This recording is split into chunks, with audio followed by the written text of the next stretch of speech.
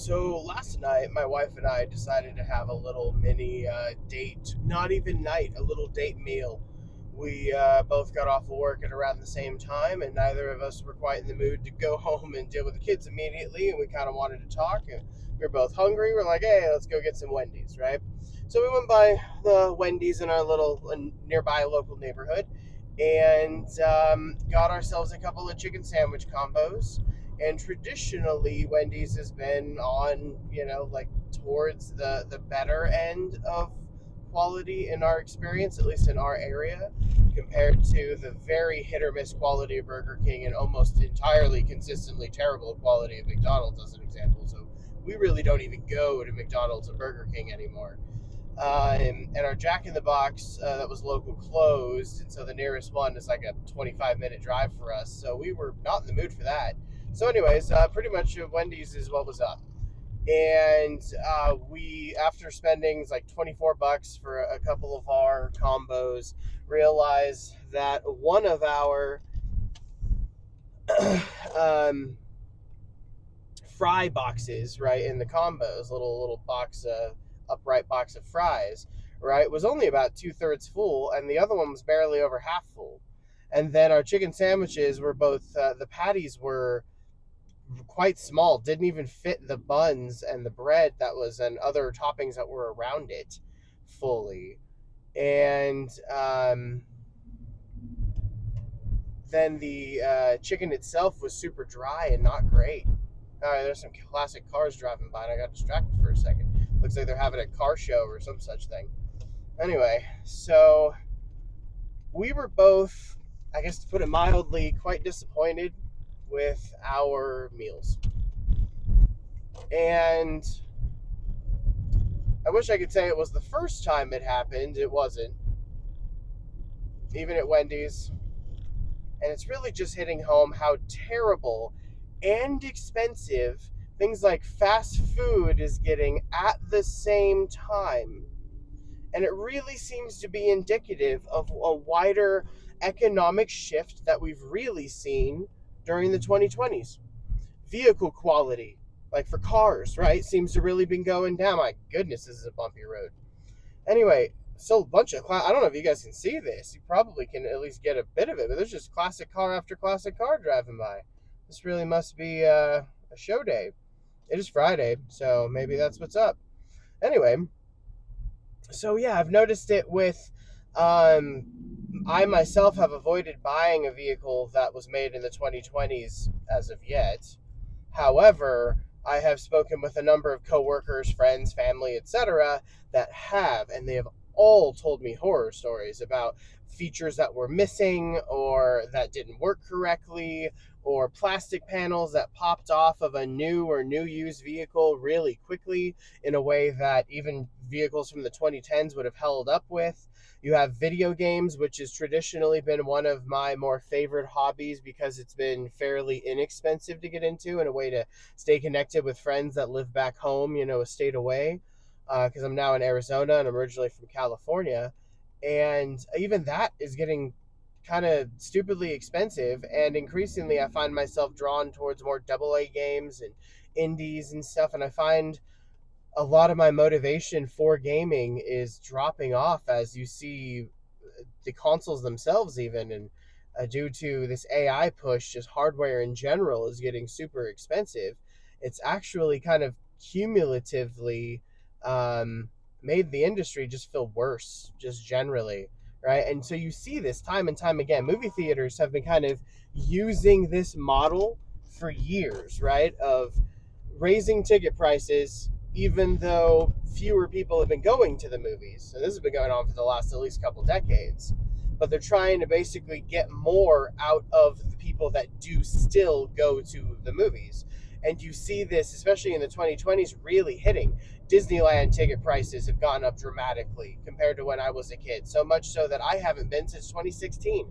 This will be 10 years since I've gone. And I am struggling to find the will to put aside enough money to take my kids, because my youngest ones are 4 and 3, and it just doesn't feel worth it to spend that kind of money when they're not even likely going to have the long-term memory for it. It's just, and yet by my son's age, who's now almost 4.5, I had been to Disneyland at least 2 or 3 times back in the 90s. And it's just one thing after another that the general theme of the 2020s American economy really does seem to be you're paying more for less value. Housing prices keep going up, all right? Healthcare prices and costs for insurance keep going up, even though the quality goes down. Food quality at the grocery store and at restaurants is going down while prices are going up. They continue to go up.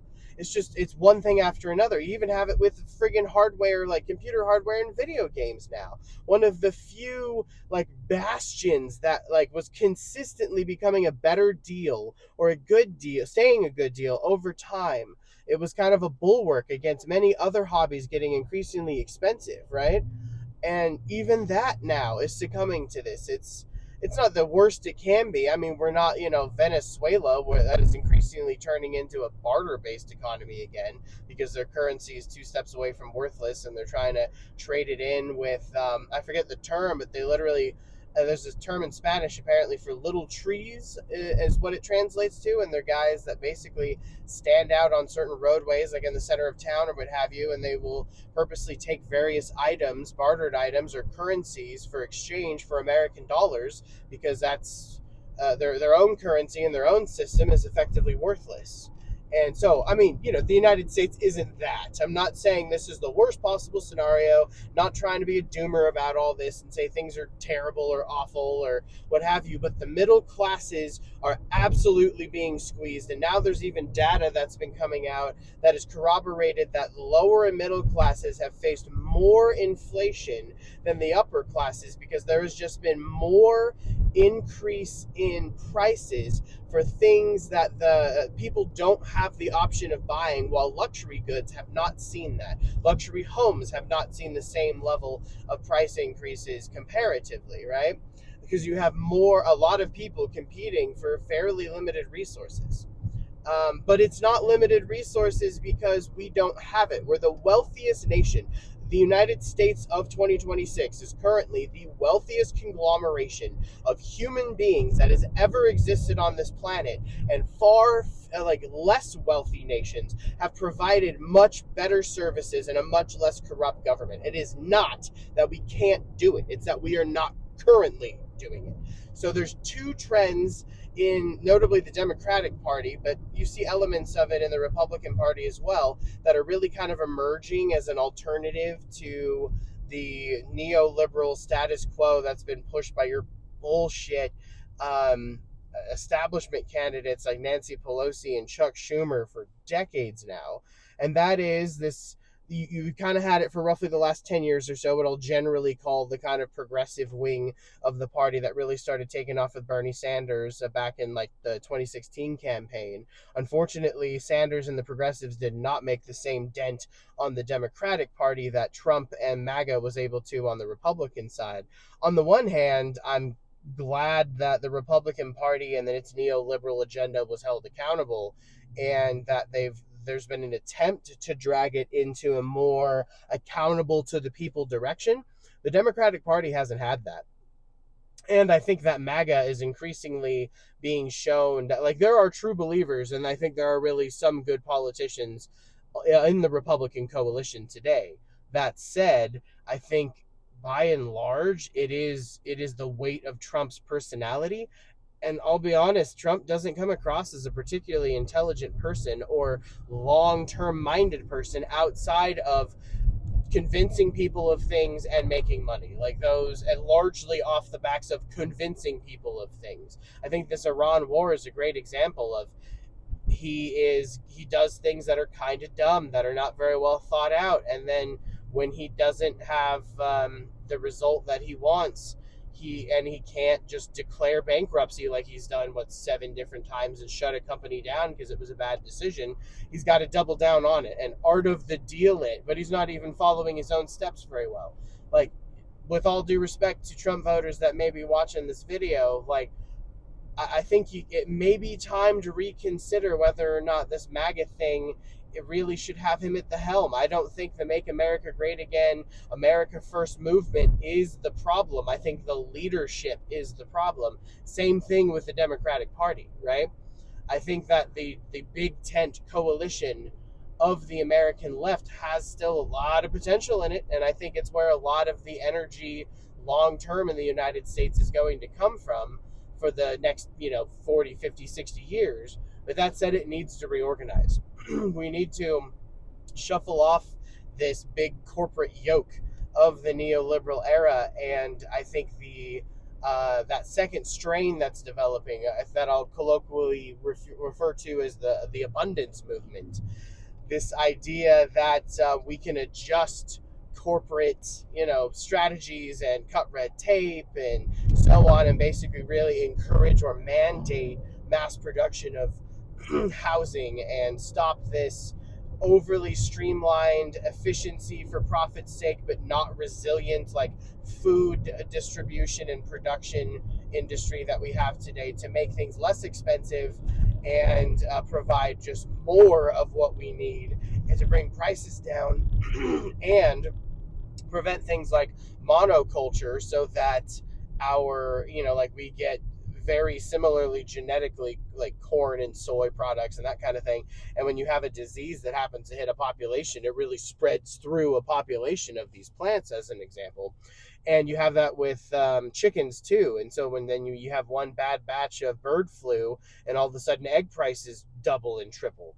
And you can have one bad economic situation or unfold, like what's happening due to the Strait of Hormuz closing, because the president decides to go on a random excursion to Iran, and look at how much it can destabilize things. Like, the resilience that our system really could benefit from is something we just don't have in place right now. Over the last 80 years or so, since World War II, the story of the development economically and politically of the United States has been one of trading resilience for short-term efficiency. It's what we've been doing for decades.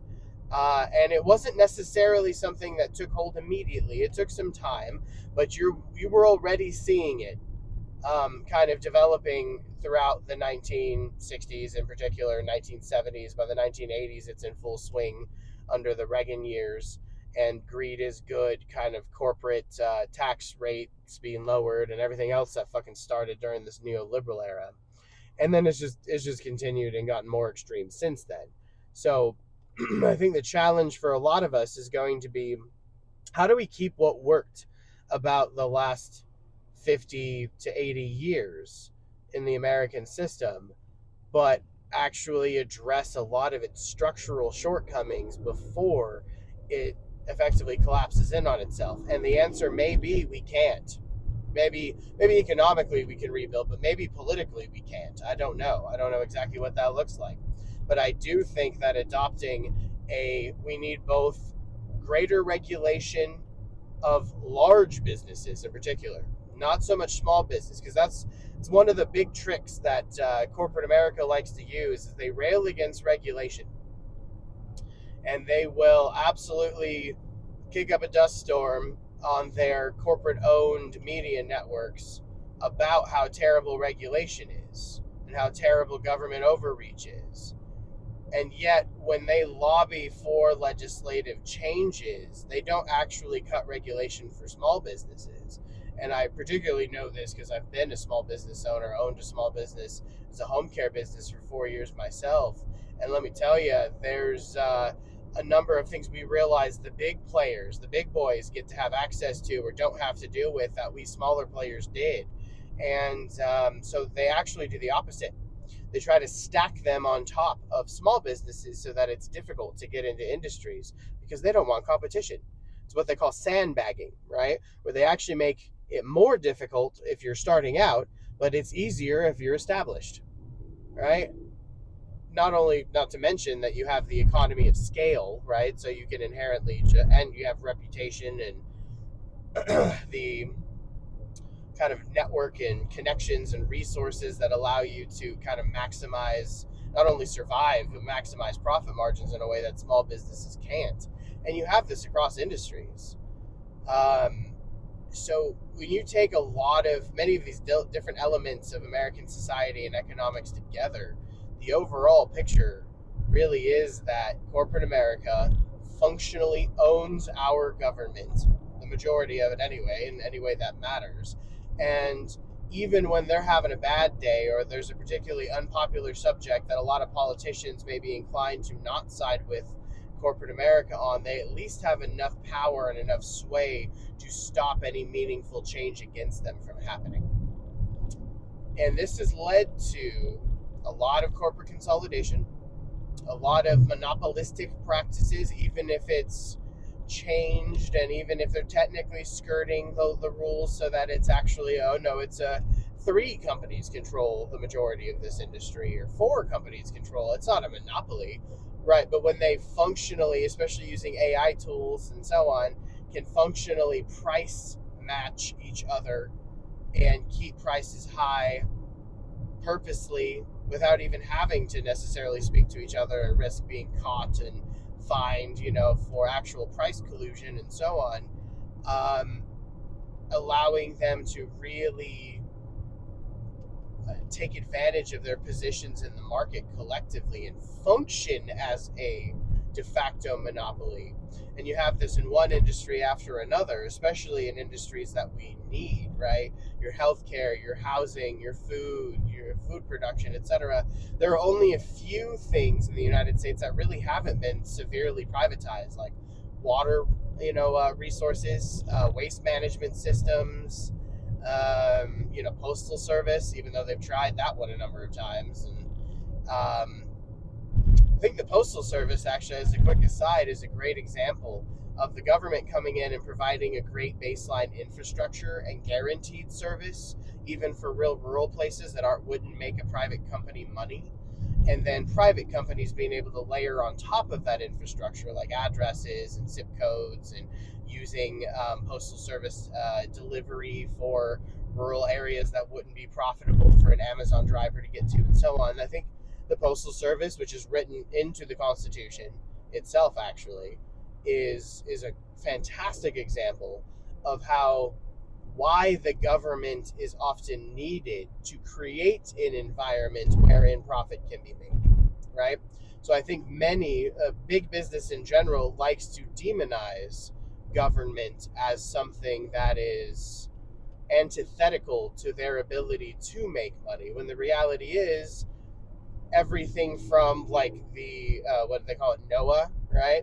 It's Oceanic and Atmospheric Agency or something to that effect, and they provide free weather data to companies, and it helps many companies make money or make decisions without having to spend money. And there are a variety of examples of this, of just general research and data collection that the government does that helps entire industries, right?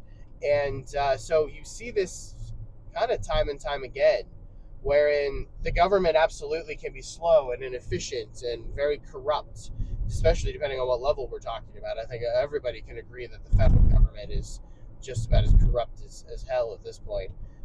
But there is a reason for it. There's a reason why the most advanced societies in the world have fairly complex bureaucracies. It's because that's what's required to organize on this level. And I think that's what we've seen a lot of throughout history, right? Why we're seeing this rural urban divide is that it really isn't a right versus left issue. It tends to be degrees of need based on what kind of environment you live in. So if you live in a rural area that doesn't have a lot of services, right, and you don't want the government really overly involved, and you are fairly self-sufficient and used to the community that you have and so on, you just have a different perspective on what the government should be doing. Meanwhile, if you live in a city and something is going wrong with the roads or with the sewer system or what have you, and you are very fully functionally aware of how much time, effort, resources, the government and infrastructure not working correctly can cost you and your community and impact your life, you're more likely to care about those things. So a lot of this Republican versus Democrat stuff, or why people in cities tend to vote Democrat and people in rural areas tend to vote Republican, is really not a right versus left issue. It's a what kind of needs do you have and which party tends to speak more directly to those, right? What are your priorities as a person? And then we extrapolate it and turn them into these big issues at a national level that really on a day-to-day level are actually not nearly as severely different as our overlords, if you will, would have us believe. But all that to say, to kind of bring it back around, I think we need an abundance mindset of cranking up our production and availability to bring prices down, to make availability rise again, right? So that we have and can rebuild a vibrant middle class the way that we used to. And I think we also need to fight against this corporate consolidation and corruption of our government and effective monopolistic practices and so on that have really been damaging this country over the last number of decades. And we can invest in business, but particularly small and middle-sized businesses, that is, and individuals, and having like universal health care while also having strong borders. We can have a very, like well-defined, effective immigration system without having to, like not support unions, for example. A lot of these things we've been told they're a right-left issue, they're a Republican-Democrat issue. They're really not. There's a lot of nuance in there if one cares to look, and there should be. I think that a lot of these divisions are very artificial, and they're very damaging to our ability to collectively organize and have much political power in a way that would actually challenge the real power brokers in our nation and in our world. And I'm just about to pull up to my stop here, but did want to discuss that today because it's been kind of on my mind that I think we need both the carrot and the stick. It's kind of like law enforcement, right? Like, I think it's another great example of we need prison reform and we need law enforcement reform because you want both the carrot and the stick. And too often, we in the United States are really good at providing the stick and we're not great at providing the carrot. And then we wonder why we have not so great results. And then we keep doubling down on the stick, on the negative, on the deterrent, right? The tough on crime, right? Yeah, but there's not a lot of help for those, or not good help, not well organized. And even when we do fund it, it then is left to be wildly ineffective and spread out unevenly. And I work in behavioral and mental health, so I see it every day where there's just a very porous coverage and people are regularly not getting, like, even if they get prescribed meds that help even them out, as an example, they struggle to get bridges, which is basically just an extension. And so they're regularly taking meds, running out of meds, then self-medicating because they get overly anxious, frustrated, whatever. They relapse, as a word that I don't really like using, but that's the reality. They use again, something happens negative, and then they go through the whole process of hospitalization or trying to kick the habit again. Meanwhile, if we just had a consistent, easy use prescription-based system that wasn't so determined by profit and private insurers, a lot of this could be dealt with and people's lives would be objectively better. That's just one small example. So we can do both. If you adequately use both the carrot and the stick, and you make both of them fairly streamlined, and you give everyone as much as possible a voice. It's why, like, unions, even though they're not perfect, why they should very much be stronger in this country, because you need labor to have a voice. If business has too much power, we're seeing what happens. They consolidate. They spend it on politics. They spend it on continuing to break down labor relations and any attempt to unionize on a large scale and so on. So anyway, I'll get off of my soapbox for now, but if you want to hear more conversation about our world, particularly in the United States, being that I am American and that's my current lived experience, and how we can make this nation, this world better, how we can improve our lives and the lives of those around us. Because the reality is, it's a cliche as it may sound, united we are powerful, an individual or divided, we are easily conquered. And it's exactly what's happened. So we need to unite. We need to get over a lot of our perceived differences as a working class, middle class nation. And we need to challenge the elites that are actually actively harming us. So, anyway, you want to hear more about it in the future? Stick around because we'll be talking about it. Take care.